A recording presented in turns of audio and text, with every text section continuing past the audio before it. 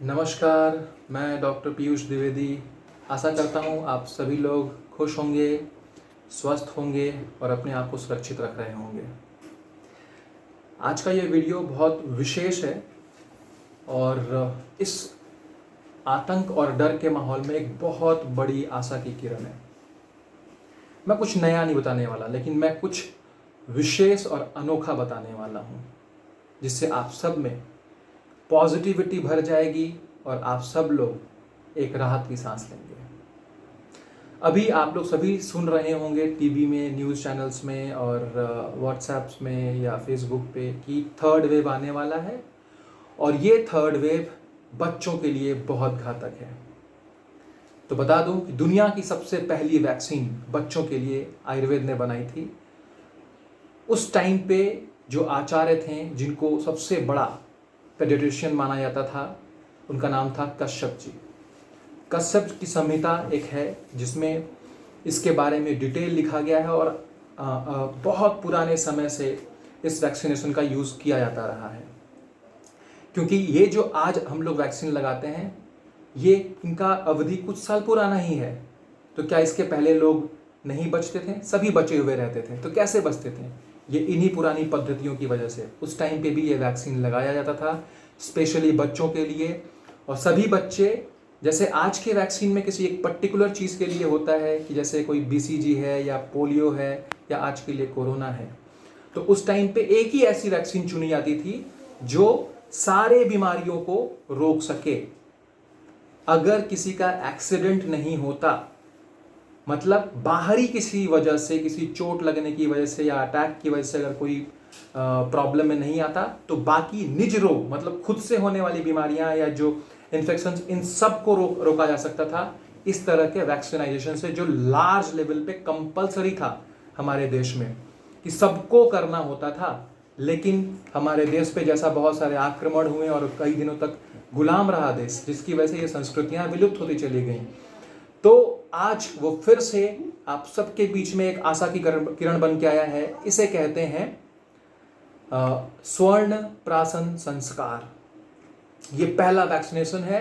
इस पे बहुत सारे हमारे आज के ज़माने में आयुर्वेद के मेडिकल कॉलेजेस से लेके जितने भी PG कॉलेज हैं, इन सब जगह बहुत सारे रिसर्च भी हो चुके हैं और बहुत जगह दिया भी जाता है।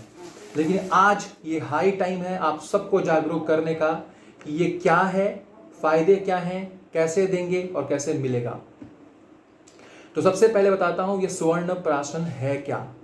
स्वर्ण प्राशन एक विशेष पद्धति से बनाया हुआ एक ऐसी औषधीय प्रक्रिया है जिसको वैक्सीनेशन के तौर पे नवजात बच्चा, जो आज बच्चा पैदा हुआ है, वहां से लेके 16 साल तक के उम्र के बच्चों तक को दिया जाता है। ये जो दवा होती है, ये आपको बच्चों को ड्रॉप के फॉर्म में देना होगा।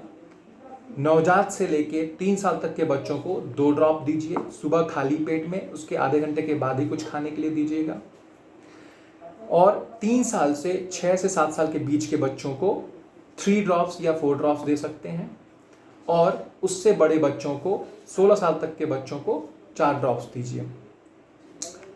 ये विशेष ध्यान रखने वाली बात है कि ये जो औषधि है, ये जो वैक्सीनेशन है, इसको देने का एक विशेष दिन होता है, शुरुआत करने का एक विशेष दिन होता है और वो दिन होता है पुष्य नक्षत्र। जैसा कि हम सभी जानते हैं, पुष्य नक्षत्र एक ऐसा नक्षत्र है जहाँ पे ऐसे प्लानिटरी और नक्षत्र और तारों के ऐसे पोजीशन रहते हैं जिससे उनकी जो ऊर्जाएं हैं धरती पे इस तरीके से पड़ती हैं कि जितने पेड़ पौधे इस धरती पे हैं, जितने क्रिएचर्स हैं, इंसानों से लेके जानवरों तक, सब में पोषण हो रहा होता है, सबके धातु नरिश हो रहे होते हैं, सब में ऊर्जाएं आ रही होती हैं, सब रिजुविनेट कर रहे होते हैं मेंटल फिजिकल लेवल पे।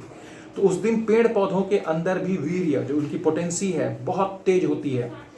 तो और अगर धार्मिक तौर पे माने तो इस दिन सारे शुभ कार्य भी किए जाते हैं, जैसा आप सभी लोग जानते होंगे। तो पुष्य नक्षत्र के दिन पहला डोज इसका देना होता है बच्चों को और सुबह खाली पेट में देना होता है।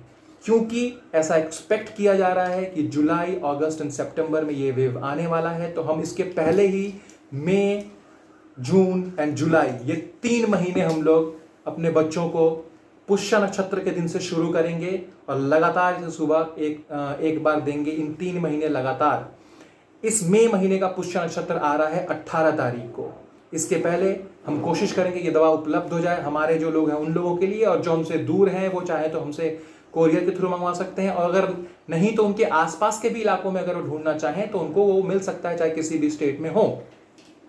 अगला महीना जून का है। जून में 14 तारीख के आसपास 14 तारीख को पुष्य नक्षत्र पड़ेगा और जुलाई में 11 तारीख को पड़ेगा। तो ऐसे 18 मई, 14 जून और 11 जुलाई। लेकिन हम लोग शुरू करेंगे 18 मई से और लगातार देते रहेंगे इसे 3 महीने तक अपने अपने बच्चों को। देखिए शास्त्रों में जो आया है, लिखा है सुवर्ण प्रासम ही एतत् मेधा अग्नि बलवर्धनम। सुवर्ण प्राशन एक ऐसी चीज है जो बच्चों में मेधा, उसकी इंटेलिजेंसी, उनके इंटेलेक्चुअलिटी को बढ़ाती है। अग्नि जो डाइजेस्टिव सिस्टम को बढ़ाती है, जो सारे इम्यून सिस्टम का सोर्स है, तो अग्नि को बढ़ाती है। बल वर्धनम जो एक्सट्रीम लेवल पे इम्यून सिस्टम को बढ़ा देती है, जिससे हमें बच्चों में बीमारियों को रोकने की क्षमता बहुत काफी मात्रा में बढ़ जाती है। इसके बाद है आयुष्यम मंगलम। आयुष्यम का मतलब होता है जो स्वस्थ रह के बहुत लंबी उम्र जिएगा उसे आयुष्य कहते हैं। ये स्वर्ण प्राशन देने से होता है। मंगलम हमेशा वो ऑस्पिशियस होता है, हमेशा उसके संग अच्छी चीजें हो रही होती हैं। पुण्यम वृश्यम ग्रहापहम जो फिजिकल स्ट्रेंथ देता है, वाइटैलिटी देता है, और जो किसी भी तरह के ग्रहापहम, यहाँ पे शब्द का मतलब है 2 मीनिंग होते हैं इसके। एंशिएंट टाइम के हिसाब से जो प्लानिटरी प्रॉब्लम्स जो होते हैं, हमारे ग्रह क्षेत्र के जो दोष होते हैं, उसको भी दूर करता है। और आज के हिसाब से जो मॉडर्न रिसर्च निकला है इस वर्ड के ऊपर, तो जितने भी बैक्टीरिया, वायरसेस, फंगस जो हमें दिखाई नहीं देते हैं खुली आंखों से, उनके विरुद्ध ये काम करता है। उसके विरुद्ध, उसके अगेंस्ट में एक व्याधिक क्षमता तैयार कर देता है। आगे इसकी बड़ाई में लिखा गया है कि मासात परम मेधावी, जो 1 मास खा लेता है इसको लगातार, वो बहुत मेधावी हो जाता है। क्या भी भिन्न च दृश्यते षड्भिर मासे श्रुतधरः स्वर्ण प्रसाद भवेद। और जो 6 महीने तक इसको लगातार ले लेता है, उसमें इतनी ओज और बल और बुद्धि बढ़ जाती है कि वो जो सुन लेता है उसे वो याद हो जाता है। ऐसा शास्त्रों में आता है। लेकिन सही मायने में अगर प्रैक्टिकली बोलूं तो आज के रिसर्च से जो हमारे कॉलेजेस में होते हैं, ये बच्चों में एक्सट्रीम लेवल पे इम्यूनिटी बढ़ा देगा। तो फिर से कह रहा हूं, जो डर आने वाला था उस डर को पहले ही भगाइए और अपने बच्चों को किसी भी तरह के कोविड के अगेंस्ट में फाइट करने के लिए फिजिकली, मेंटली तैयार कर लीजिए। तो डरना नहीं है, लड़ना है। जय हिंद, जय धन्वंतरी, जय आयुर्वेद।